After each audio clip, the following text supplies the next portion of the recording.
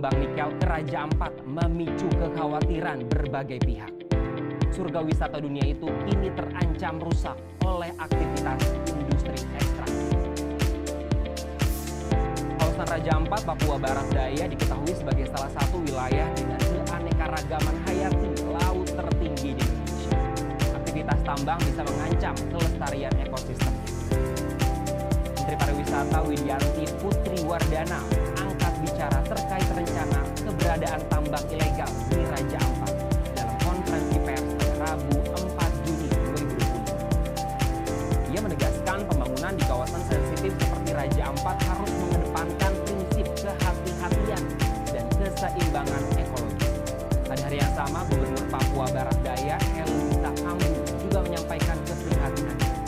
Ia menyoroti terbatasnya kewenangan daerah dalam mengawasi tambang, menegaskan Raja Ampat harus dijaga sebagai warisan dunia.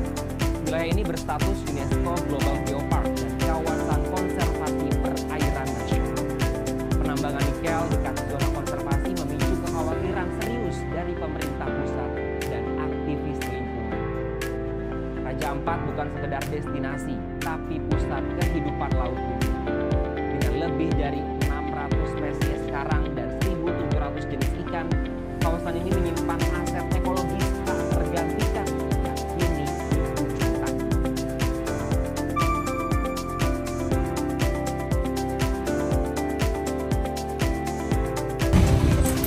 Halo semuanya, selamat datang.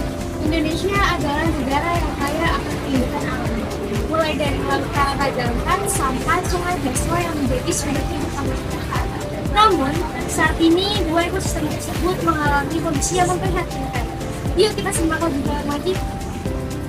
Nah, tahu tidak kalau ternyata pemerintah sudah mencabut izin dari 4 perusahaan pertambangan nikel yang ada di Raja Ampat, yaitu PT Nurham, PT KW Sejahtera, PT Anugerah Surya Pratama, PT Mulia Raymond Perkasa, di mana hal itu terjadi karena banyaknya kritik dari rakyat menyatakan bahwa pertambangan nikel yang ada di Raja Ampat sendiri menyebabkan deforestasi dan kerusakan terumbu karang yang ada di Raja Ampat. Namun masih ada satu perusahaan pertambangan nikel yang masih mendapatkan izin dari pemerintah, yaitu perusahaan Gak Antam yang masih berjalan sampai saat ini di Raja Ampat. Penambangan ini menyebabkan sedimentasi yang mengancam terumbu karang dan lamun sebagai basis ekosistem laut dan juga pariwisata bahari. Kerusakan ekosistem laut berpotensi menurunkan nilai ekonomi dari pariwisata dalam jangka panjang, yang mana pariwisata merupakan sumber penghidupan masyarakat lokal. Di Raja Ampat, evaluasi menyeluruh terhadap tata kelola tambang sedang dilakukan untuk mencegah izin eksplorasi lebih lanjut di kawasan sensitif. Pemerintah menyatakan komitmennya untuk memantau operasional tambang dan mendorong reklamasi pasca tambang. Greenpeace dan lembaga lingkungan lainnya menuntut moratorium total penambangan di kawasan konservasi seperti Raja Ampat.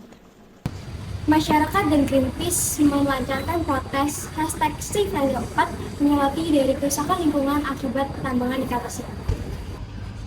Sementara itu, di Sulawesi Tengah, tepatnya di Sungai Poso, masyarakat desa Sulawena melaporkan kerusakan akibat aktivitas PLTA Poso Energi. Dampak dari kerusakan tersebut meliputi perubahan bintang alam, adanya pencemaran, hingga kerusakan rumah akibat gempa kecil. Pencemaran dan tekanan fisik yang dihasilkan dari DAS ini tentu saja menimbulkan dampak yang cukup signifikan. Dimulai dari hilangnya biota, gangguan kualitas air, hingga rusaknya struktur perumahan yang berada di lingkungan setempat. Masyarakat desa Sulawena mengadukan dampak dari aktivitas ini ke Pemda dan Dinas Lingkungan Hidup Kabupaten Poso. Sementara di Sungai Poso, masyarakat menuntut tindakan dari pemerintah daerah untuk meneliti dan memperbaiki kerusakan DAS yang telah terjadi. Langkah konkret seperti pemulihan ekosistem dan mitigasi eksploitasi PLTA diperlukan. Kasus ini tentunya menjadi tantangan besar bagi kita bangsa Indonesia untuk tetap melestarikan keanekaragaman hayati di Indonesia. Melindungi lingkungan bukan hanya sekedar melindungi satwa ataupun melindungi lingkungan, tapi ini tentang menjaga identitas masa depan bangsa. Dari Sungai Poso hingga Raja Ampat, alam sedang berbicara. Pertanyaannya, apakah kita mau mendengarnya?